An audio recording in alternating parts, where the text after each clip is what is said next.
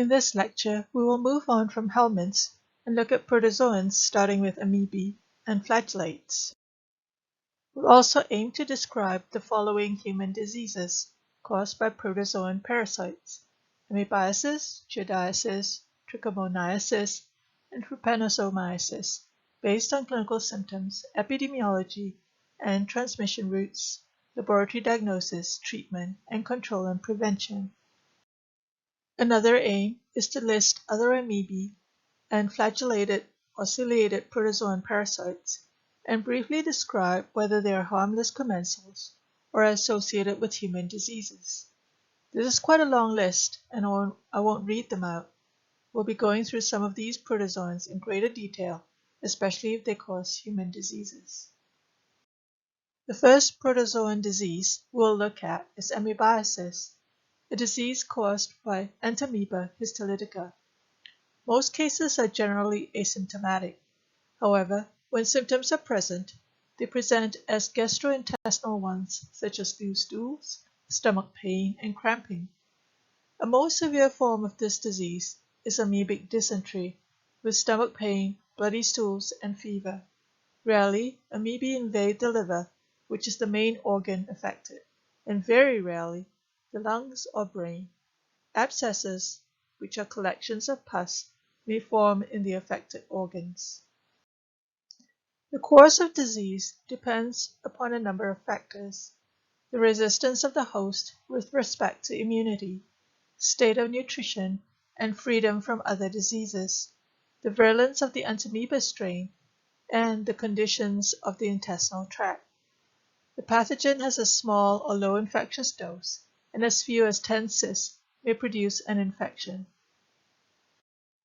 Entamoeba have a very simple life cycle with 2 stages: an external or environmentally hardy cyst stage and an intestinal or fecal trophozoite stage. Reproduction is asexual through binary fission of trophozoites, some of which become cysts to be passed into fecal matter.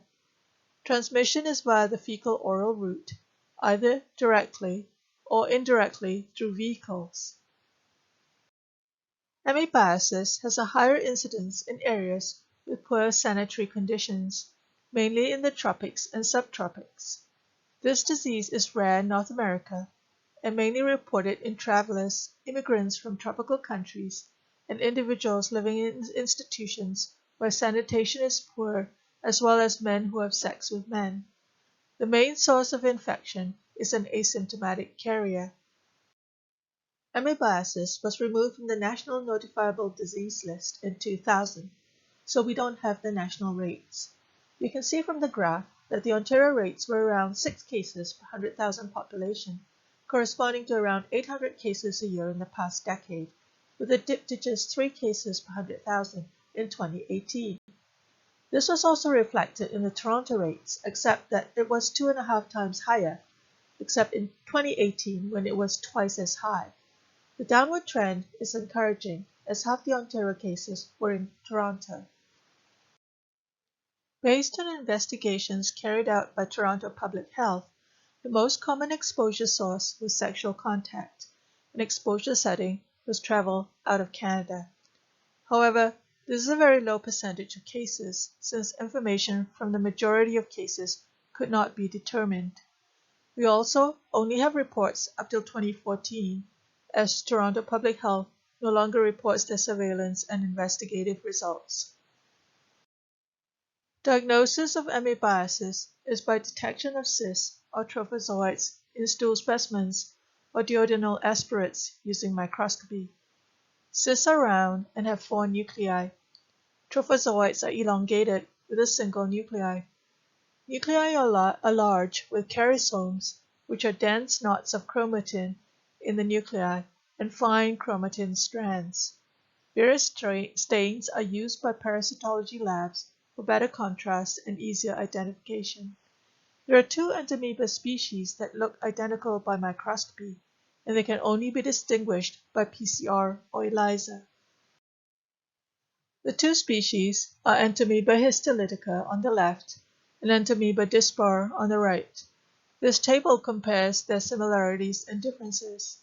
As you can see, there are more similarities than differences. The only differences are one is pathogenic and the other is a commensal, meaning that it is non-pathogenic. Some Entamoeba histolytica trophozoites may have ingested red blood cells in them, whereas Entamoeba dispar does not ingest red blood cells. Aside from Entamoeba dispar, there are also several other species of Entamoeba that are also non-pathogenic commensals. These are 4 of them. They can be differentiated morphologically from Entamoeba histolytica and Entamoeba dispar, as they have different shapes and sizes. Amoebiasis can be treated. Liver abscesses need more aggressive treatment, and surgery may be required for large ones. Amoebiasis can be prevented by treating all infected individuals and examining close contacts. Although controversial, removal of asymptomatic carriers from food handling occupations before treatment and personal hygiene training can be effective. Improving hand hygiene, especially daycare center workers who change diapers, is also another preventative measure, as well as treating sewage appropriately. When traveling in endemic areas, it is essential to wash fresh fruits and vegetables thoroughly and peel them before eating. Milk, cheese, or dairy products that may not have been pasteurized, anything sold by street vendors, and fountain drinks or any drinks with ice cubes should not be consumed.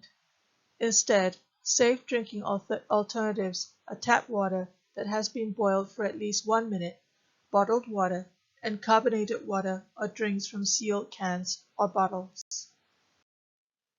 There are also free-living amoebae that are pathogenic to humans. Some of them can cause serious disease that can be life-threatening. Naegleria fowleri infections may lead to primary amoebic meningoencephalitis, a brain inflammation that leads to the destruction of brain tissue. Acanthamoeba species can cause eye infections, especially in contact lens users. These free-living amoebae are commonly found in lakes, swimming pools, tap water, and heating and air conditioning units. These look like very complicated life cycles, but actually there are several amoebae described in the diagram. On the left are Naegleria, and the right Acanthamoeba. Both have environmentally hardy cyst stages, as well as trophozoite stages, which can infect humans. Once they enter the body, they can infect various tissues and organs. There are different transmission routes for the different free-living amoebae. Naegleria fowleri enters the body through the nose when the person is in contact with contaminated water. This could occur when swimming underwater or diving into contaminated water. Alternatively, falling face first in a puddle and inhaling contaminated water may also be a potential route of entry. As well, irrigating nasal passages or sinuses with neti pots or other nasal irrigation systems may be risky if the rinse solutions are not sterile and contaminated tap water is used. As mentioned in a previous slide, infections can cause PAM, which initially presents with headaches, fever, nausea, vomiting, and a stiff neck. The parasite invades the nasal mucosa and migrates to the brain, causing brain tissue damage, which results in confusion, lack of attention to people and surroundings, loss of balance and bodily control, seizures, and hallucinations. The disease progresses rapidly, and death may occur within 3 to 7 days, with a high, greater than 95% mortality rate. It is more prevalent in southern United States, with warmer water temperatures that support the growth of thermophilic amoebae.